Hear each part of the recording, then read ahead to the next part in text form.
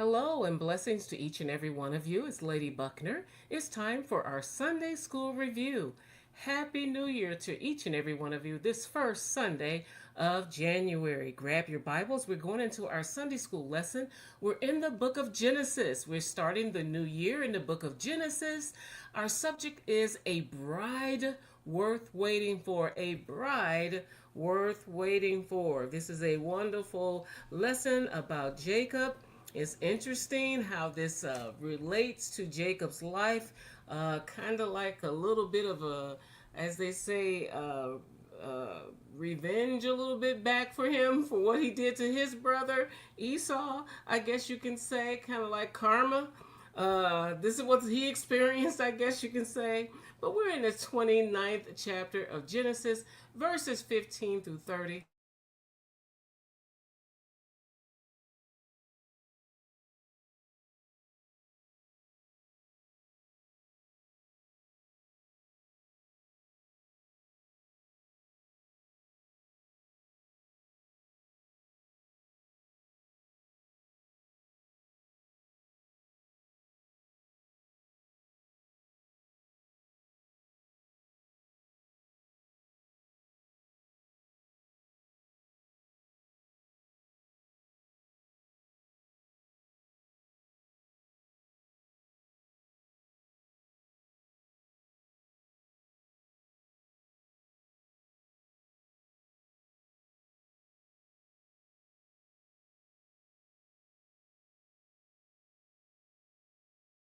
Thou art my brother, shouldn't thou therefore serve me for naught?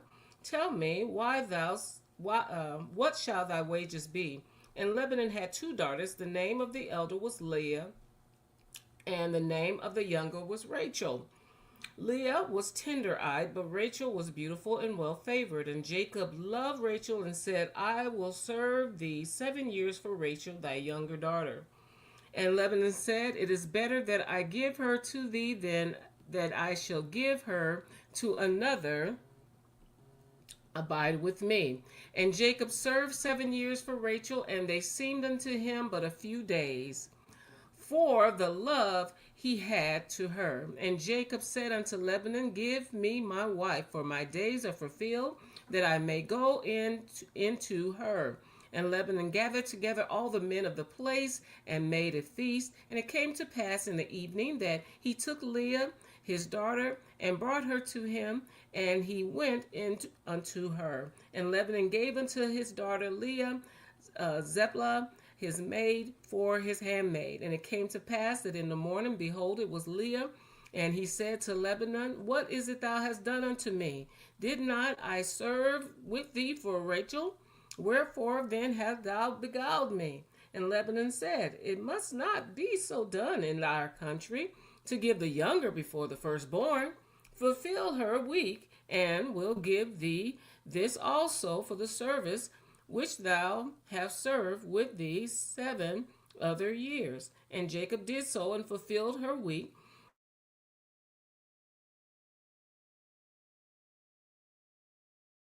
Rachel his daughter, Bala, his handmaiden, to be her maid. And he went in also unto Rachel, and he loved also Rachel more than Leah, and served him yet 7 other years. Isn't that something? There's a lot within this that occurred. So basically, we know that this is a time frame that Jacob was basically running. His mother told him to run and go to another country, and she wanted him to go and also to marry. She didn't want him to marry anyone in that area. She wanted him to go to another country, and in doing so, to find a wife in another area. And he went to another kinship there, and he went to see Lebanon, who had two daughters, and he loved Rachel, and Rachel was the younger. And he made a deal. And back then, they had arranged marriages, and they would betroth them, and they would pay.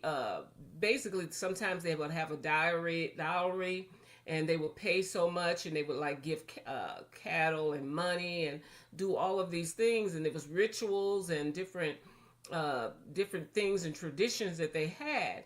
But since he came with nothing, and he was, kinship to them, then he basically said, I will work for you. And so he said, what would your wages? And he's like, I'll work for you, but I love Rachel. I want, to marry her. And so he said, I'll work, basically like the sweat of my brow, I will work. And so that's the deal that he made. It was a verbal agreement.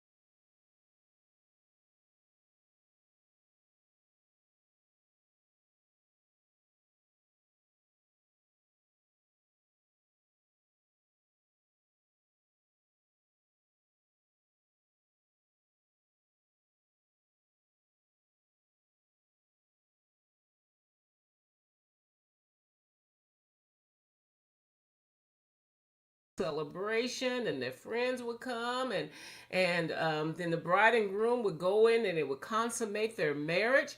But they would had a little tipsy there. Jacob was a little tipsy, and he had something to drink, and when he woke up the next morning, he had consummated his marriage. He woke up and looked in Leah's face. He looked in Leah's face instead of Rachel. And here he was having him a good old time eating and drinking. And here he had woke up in the bed with Leah. And he felt like, oh, I have been tricked. So that's what you really want to say. The trickster has been tricked.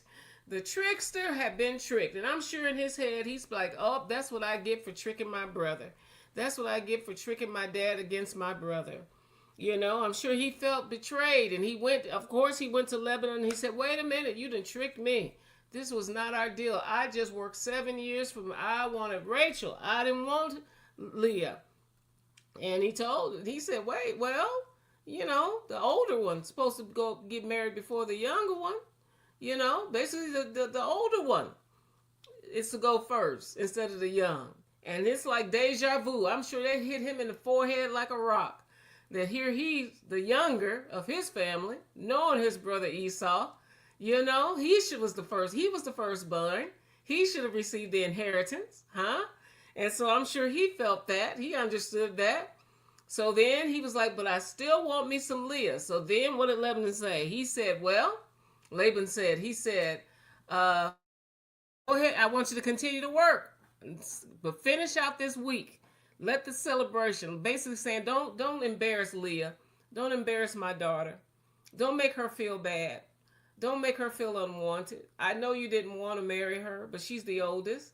He's like, still, I want you to finish out this celebration. Let her have her week. Let her enjoy being the bride. Let her have her moment. That's basically what he said. Let her have this week. Let her enjoy this time.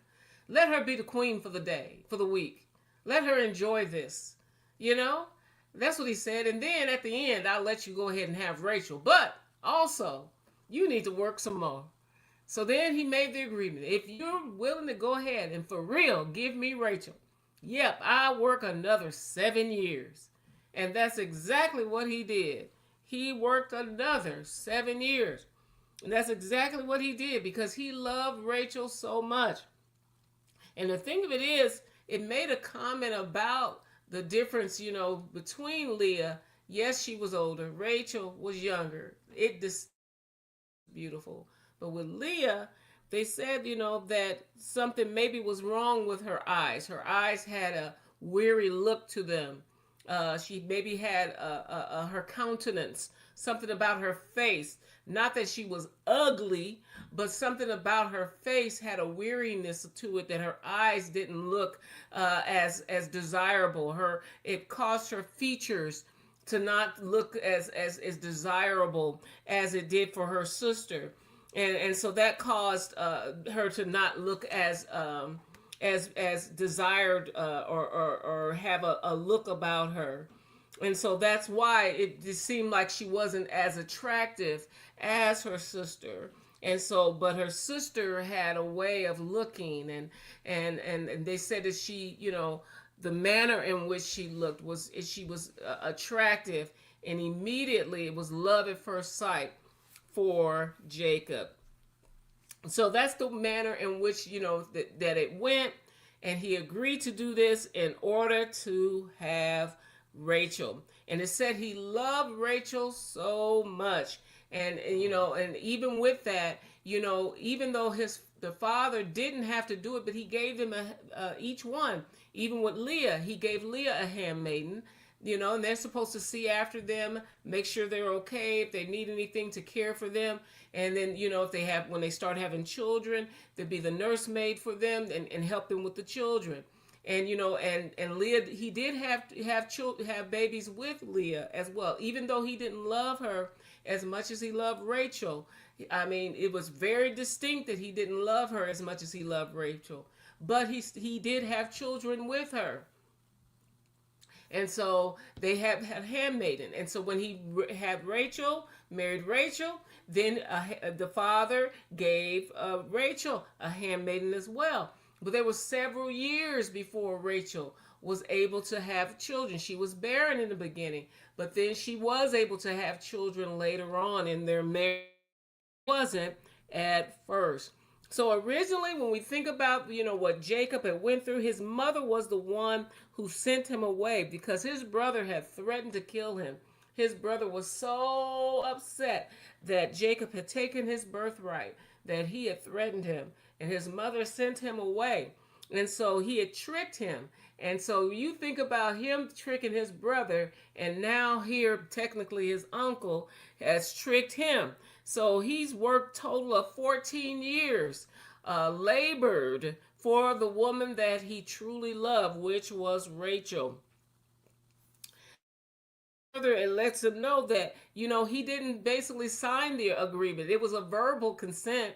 He didn't have it in writing, so he had to accept what Lebanon said when he woke up and saw that he was married to Leah. And both of the women were virgins, and back then with the customs, once you go into the marriage chamber, once you lay with them and consummate the marriage and have, intercourse, then the woman's no longer a virgin, she's your wife.